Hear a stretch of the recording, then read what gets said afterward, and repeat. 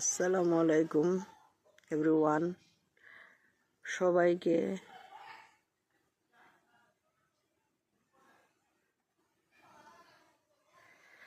সবাইকে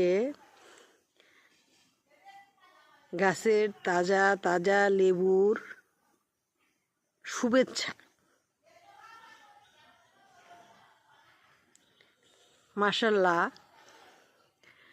আমার ভাইয়ের কষ্টের কারণে এই যে লেবু যে ফলনটা ধরেছে, সে অনেক যত্নাদি করেছে এই লেবু গাছের লেবু ধরার জন্য।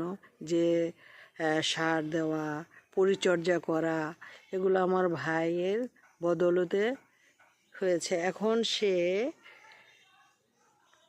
দেখে খুব খুশি হবে যে লেবু গাছে অনেক লেবু ধরেছে।